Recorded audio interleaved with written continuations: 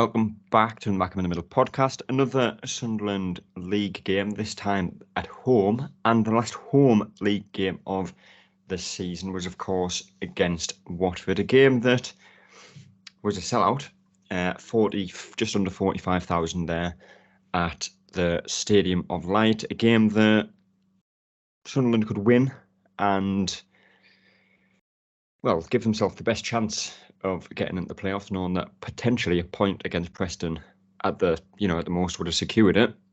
But Sunderland don't do things the easy way, and it did finish 2-2, which means Sunderland go into the last game of the season outside of the playoffs, and we'll get into what can happen on that day towards the end of the podcast, because there's quite a few different scenarios which either benefit or do not benefit Sunderland. But Sunderland went 2-0 down, clawed it back to 2-2, and as always, we'll get into what happened during the game, and again, what happens to the table, and what that means for the last game of the season, which is, of course, Preston away on next Monday. Yes, next Monday.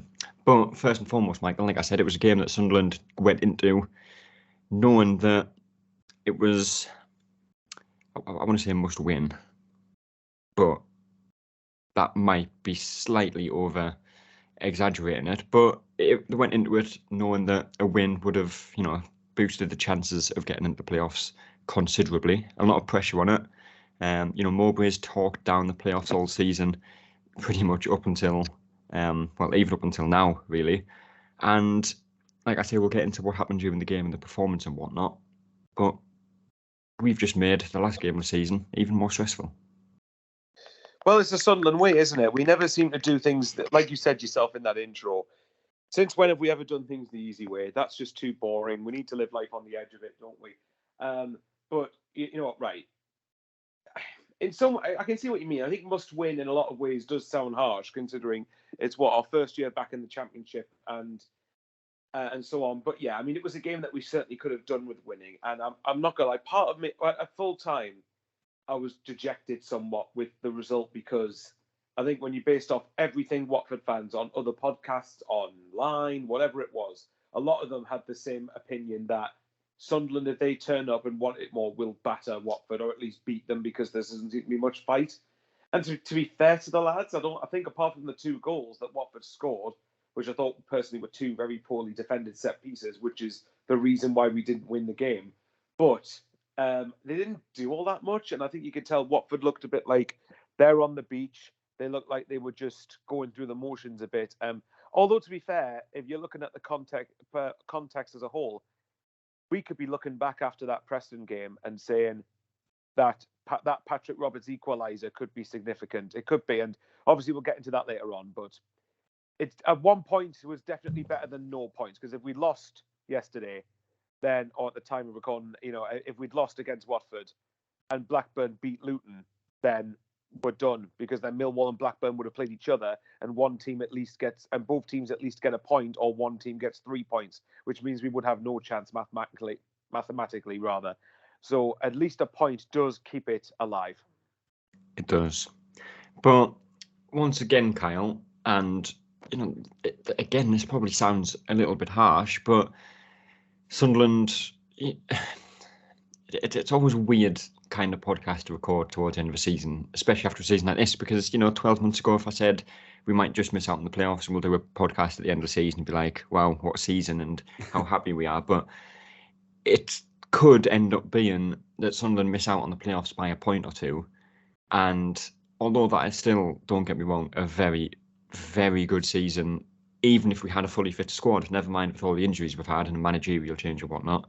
But Sunderland could end up missing out on the playoffs this season. And the only thing that you can really look at, aside from the injuries, is the number of points we've dropped at home. And this game against Watford, who I would check, but your phone's not there right now, so I can't. But I'm sure it's something like they've won 3 games this year, maybe. I don't know if that's right, or I know sorry to interrupt. I know for a fact they haven't won away from home since January the 2nd, I think. Yeah, if that helps. Sounds about right. Yep. So they're not in good form. João Pedro, obviously, a very good player. he's left or leaving to join Brighton. He wasn't involved in the squad. Watford, nothing to play for. Sunderland, everything to play for. And, again, it was just one of them home games where we just haven't picked up the points that we possibly should have been. Yeah, we absolutely outplayed ourselves, especially in the first half. You could just see, and I'm sure we could have a whole 2-hour-long discussion about why our home form is the way it is. But a lot of it was just, I felt like the occasion obviously was built up, which is totally the right thing to do. Like you only get so many amounts of these games that matter. And as a fan base, you want the games to matter. So for anyone being like, oh, we built up the occasion too big, like that's what you're supposed to do as a fan, as a fan base. So because otherwise, what's the point in getting excited? Right. Well, we'll get to that later. No one should be excited about anything. But no, I mean, it was just one of those. You could tell we were pressing a little bit too much. Yeah, Watford. Honestly, the only way we could have won this game is if we somehow didn't concede a corner at all. And like I kind of even thought that going into the game, I was just like, the only way they're going to score is off some sort of set piece or something. We really didn't even give away that many corners, but of course the two that we did resulted in 2 goals. That was just the only thing that, like, on paper, I mean, you can look at it. Yeah, we could have defended certain ways and things like that, but at the end of the day, like, you can't coach height. You can't. And they had height and we didn't. And props to them. I mean, the set pieces were pretty decent, but at the end of the day, we didn't have the people to cover them, and it's unfortunate. But yeah, hope's just a dangerous drug, and I think that's why I think we're all kind of feeling a little ho-hum about it. But I really liked, I listened to some of the other pods. I really like what I think it's Eleanor from the Wise Men Say podcast said. She just refuses to admit that Patrick Roberts goal can be for nothing. So she just feels like, it was meant to be, almost. So I kind of like that too, because that goal was special, and to see that in front of that packed crowd and to then have that kind of be the sending off for the team after a really hard fought season. I also agree. I have hope, and that scares me because it, like I said, hope is to be really fair for Eleanor. That's actually a really good way to put it, isn't it? You'd like, because that ultimately, if we win at Preston, that Patrick Roberts goal will be looked back as the goal that got us in the playoffs. Well, when you look back even last providing season, results go our way, obviously. Patrick Roberts also scored the goal against Sheffield Wednesday last season to get us to, so I just love him just in general. I know he's kind of up and down, but right. Hope's a dangerous drug. Stop it. So it's just, there's all these parallels we could draw, but yeah, no, it's just, I mean, there's only so much we could ask for given the state of this. I mean, even our manager's getting injured at this point. So, oh boy, it was, what a game. It had all the emotions mixed into one, all for 1 point. So there you go. Yeah. We'll get on to the game now, because quite frankly, I think most of this is probably going to be talking about Preston and the tables, because there's so much to talk about, and just try and get your head around based off that. So we'll do that. But before we do that, we'll get into what happened during the game. And like we said, Michael, Mowbray especially, not so much the fans and the players, but Mowbray especially has downplayed the playoffs all season. He still is, even though scenarios could happen and we could still make them now. He's downplayed them all season. And is there a sense there that that was the right thing to do? Because we went into this game, like I said, knowing that it was in our hands, knowing that if we beat Watford, there's probably about an 80% chance that we make the playoffs. And, the first half, you could probably sense the nervousness, because for what Sunderland are at home, yeah, they sometimes struggle to break teams down, sometimes struggle to, make it into the final third and create something worthy there. But the first half was littered with individual mistakes, one of which actually led to the first corner that Watford scored from. But, the mistakes that happened in the first half is something that hasn't really happened all season. Dan Neil not playing 5-yard passes, tackles going in that are nowhere near the ball, and there was just a lot of, I want to say, nervous mistakes. I think nervous energy would probably be the way for me that sums up the first half, and to an extent, to a smaller extent, the rest of the game. You're right, because on the whole, even if you do look at the whole, I mean, obviously, like Kyle said, you could literally have an inquiry into the home form. But one thing that I do think that the lads, maybe aside from Burnley's second half and Stoke across the whole game, I don't actually think the home performances have, on the whole, been that bad, which makes it even more of a head scratch, basically.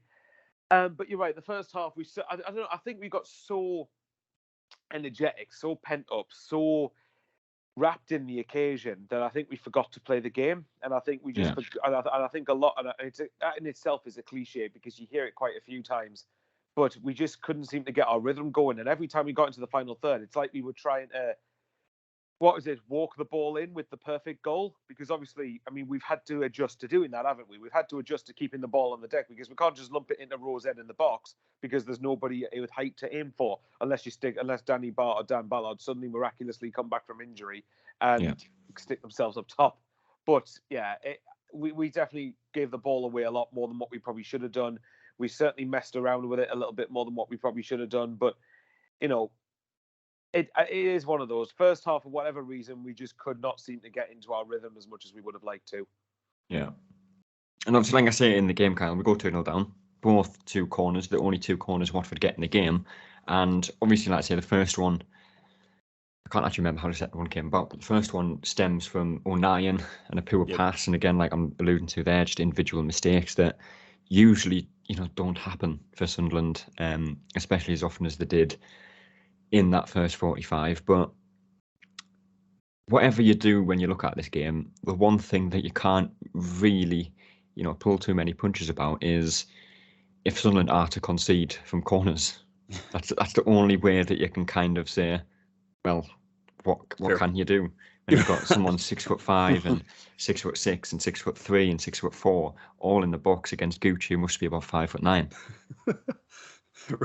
Right, and that's you nailed it too. Just saying that there are only two corners to only, even as a team, to only really give up two corners, like most teams would aim for that, because typically chance on success on an even playing field or corners is pretty low, but not against us currently. And so it was just one of those where it's almost like a penalty when you get corner against us. Right, exactly. So it really was, and I think Mowbray said it as well. It's like our one Achilles heel, and it did kind of feel like that like we are just we play so well in so many aspects of the game, and how, even just how we defend and the effort and diving in front of balls and getting clearances from the box. But like I said, the one thing that we just didn't have, there's nothing that we could control was the height. And Chris Wilder came in there with the game plan, of the most boring game plan of all time. But a lot of time wasted, which just to add on, went completely unpunished throughout that game. Just to add. But when's that a thing with the referees though? They're always they've got such integrity about them, haven't they? Right. I think I was saying at the time, Ron, teams are going to do it because it doesn't get punished. But I think the referee spoke to one of their players after 20 minutes for taking a throw in and taking forever to take it. Book them. First time to do it, book it. Right. They're not going to do it again after that.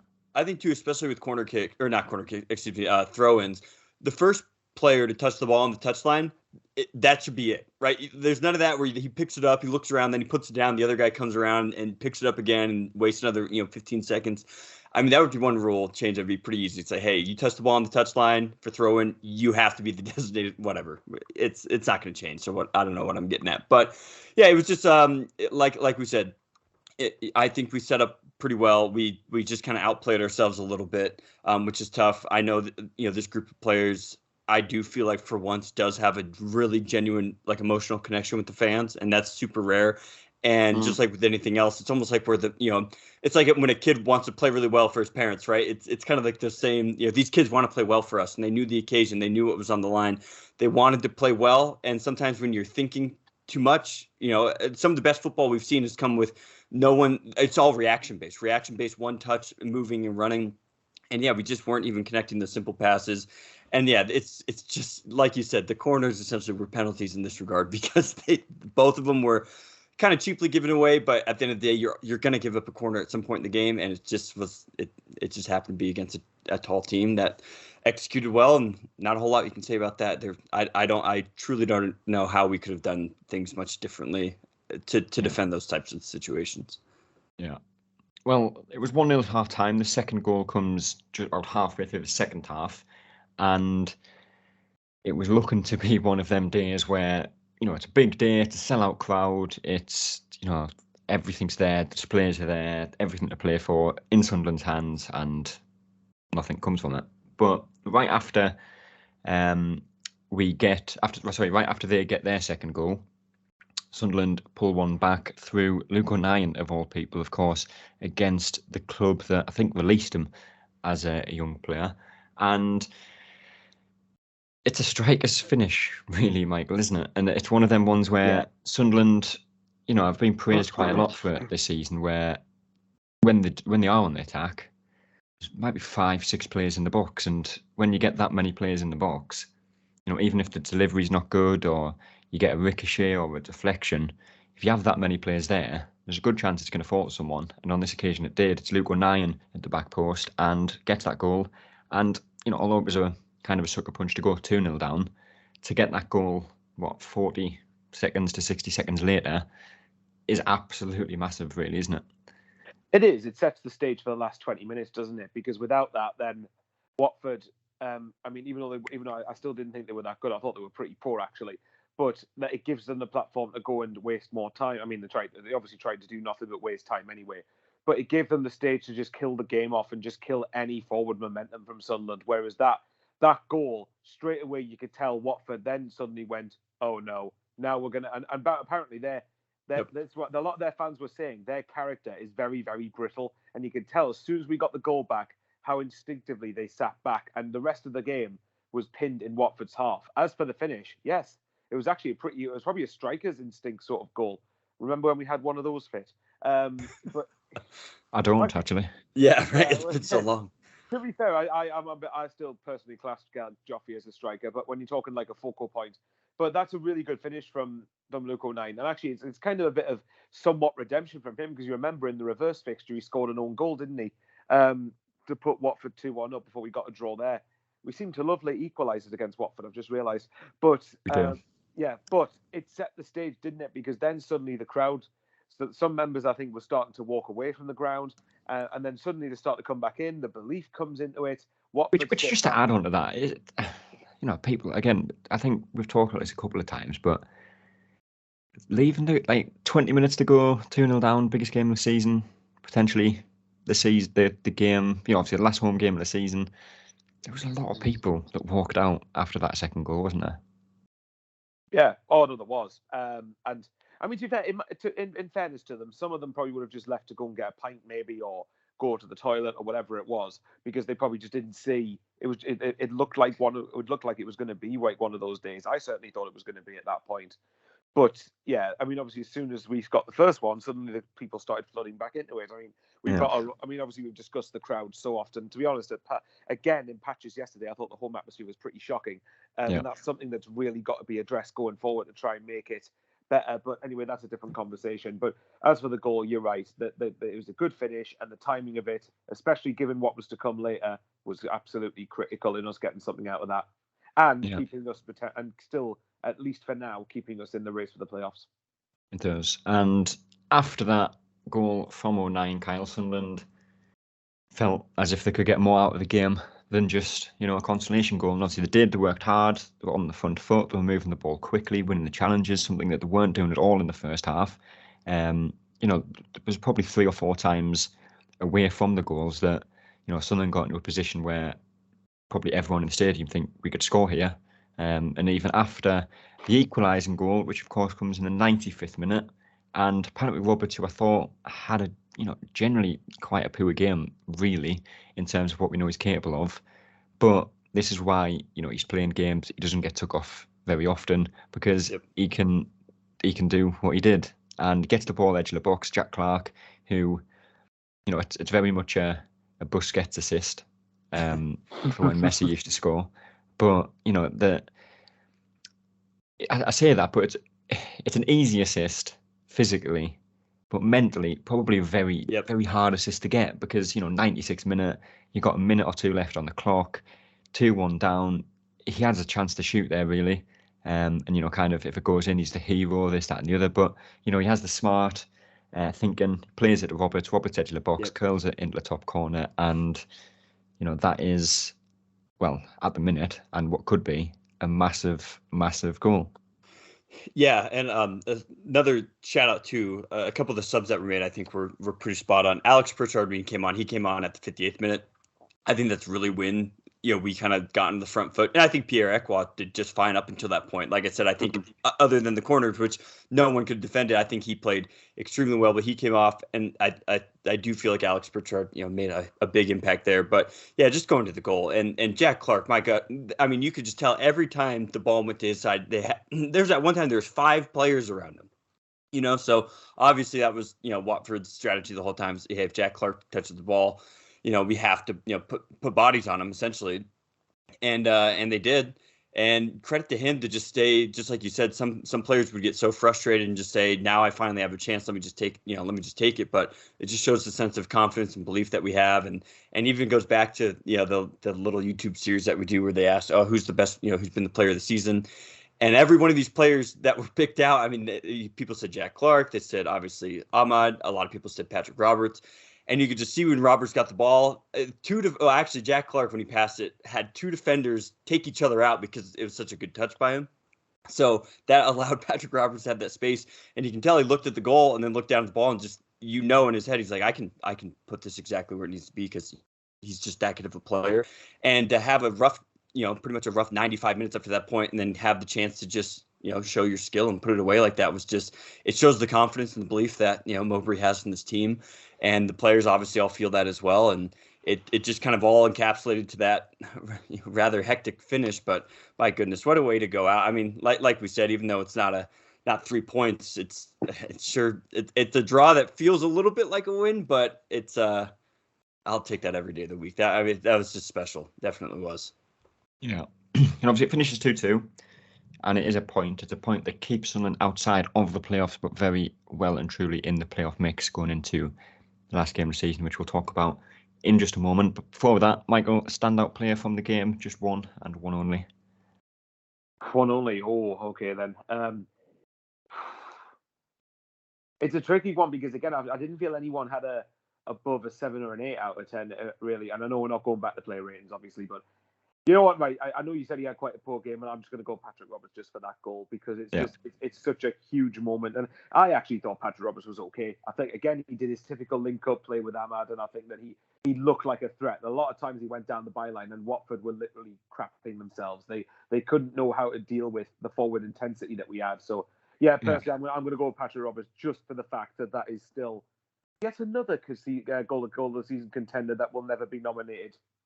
Is, although might be a bit of a stretch that because I did see a video of that Manuel Benson who's done the exact same thing 4 times in a row for Burnley.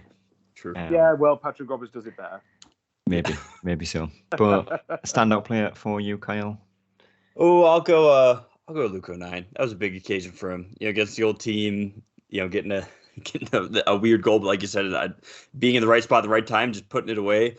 I'll go Luke O'Nien with this one. Put in a good shift. I mean, the poor defensive backs or defensive line is just terrible. Or not terrible. It's just all the injuries. He's had to step up. He's had to kind of take control. I thought he just played his part well, and getting that first goal is really what kind of spurred on the rest of it. So I'll give it to Kyle. Luke. Just to point out though, the one disappointing thing from Luke O'Nien is he didn't kiss anybody.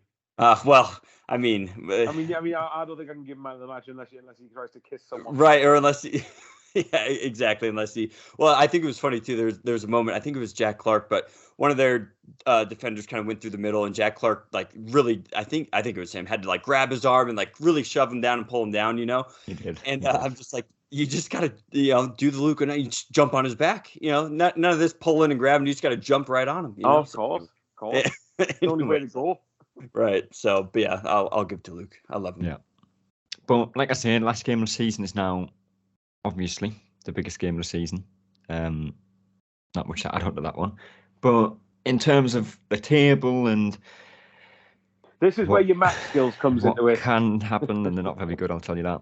But that's fine, I can try it. Where we'll see what can happen, what can't happen, and all that nonsense, basically. Because Coventry, who of course won against Birmingham in their last game, are 5th on 69 points, which is obviously 5th is the cap because Borough are 4th and are very well clear of anybody else in the table. So Coventry on 69 points, 12 goal difference. Millwall 6th on 68 points with an 8 goal difference. 7th is us with 66 points with a 10 goal difference. West Brom in 8th on 7th with a 8th with a 7-goal difference on 66 points. Blackburn 9th, 65 points, a -3 goal difference, quite incredibly, with an extra game to play. So, basically, as far as I'm aware, if Middlesbrough, for some bizarre reason, decide to do us a favour and beat Coventry on the last game of the season, I'm pretty sure everything's on Monday, isn't it? Yes, it is. Everything. It Yeah, is. 8 a.m. too for all the games. Well, this is Coventry, so this could be a delayed kickoff, of course. If Borough do beat Coventry, and obviously anything that happens that would involve Sunderland getting the playoffs is reliant on Sunderland beating Preston. Anything less than a win against Preston will not do it to get that in there first. But if Borough do beat Coventry and Sunderland beat Preston, I think I'm right in saying Sunderland are guaranteed playoffs. Yes. As far as I'm aware. Sorry to interrupt that. Yes, you are, because in the group chat we were talking about this, and basically how the maths would work. Preston, right? So Coventry, if I'm right, you said are on 12 plus 12 goal difference. 12 goal difference compared to our 10. And obviously, if they lose 1 goal difference minimum. If we win, we gain 1 goal difference, and it would finish on goals scored. I think it was Ryan Daniel said that he thought it was down to head, which I'm like, no, it's not. No. Unless I've been living under a rock and they've changed the rules in the last 2 years. I think it is head-to-head in certain competitions, but not the Championship. I was going to say not in English football. I don't think it is. Basically, would then if the goal. So if say Coventry lost, let's say Coventry lost 1-0 at Middlesbrough and we beat Preston 1-0. The goal difference is exactly the same, but we then get ahead of Coventry on goals scored because of as at the time of recording, Coventry have scored, I think, 57 goals. And just to point out, Coventry, you've had Victor Gyökeres fit all season. Have had 57 goals, whereas us, at times we've had to play without a striker, have got 65 goals. So that would mean in that scenario, we get ahead of Coventry on goals scored. Which unless, again, this is a stretch, but just to chuck us in there as a thing, unless Coventry were to lose like 15-14. Yeah, well, to be fair, Middlesbrough could be putting out a half-arsed team, so you never know. Anything could happen with that one. Obviously, the other caveat we have to mention is that Blackburn, at the time of recording, this will be up probably after Blackburn have played Luton, but at the time of speaking, we don't know the outcome of that game. So Blackburn, if they win their last 2, then we've got next to no chance, because if they win against Luton, then it's mathematically in their hands. Yeah. Well, yeah, actually, it is, because I got Millwall last game. But obviously, so in the scenario that Coventry lose and we win, we finish ahead of Coventry on goals scored at the very least, if not goal difference. Because of course, Blackburn playing Millwall, this is honestly the most confusing thing ever. And I feel like I should be walking out of this podcast with some kind of bachelor level degree trying to work this out. But obviously, Millwall playing Blackburn last game of the season means they can't both finish above us. West Brom are on the same points as us with a worse goal difference. So again, if we win and they win, providing they don't win by more than 4, we'd finish above them on goal difference.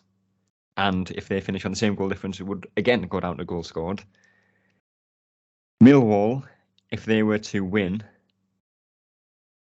their last game of the season, and Coventry were to not lose their last game of the season, then it's done. Correct. Then it is done. Yep. If Millwall draw with Blackburn and Coventry don't lose their last game of the season, providing Blackburn haven't won on Monday, you definitely have to think about this, aren't you? We get top 6. Right. It's I think. I don't know. There's about 1,000. I mean, tomorrow we'll know a lot more tomorrow, right? We'll know a lot more tomorrow. Yeah, it could possibly eliminate Blackburn if they because they have. No, they don't have.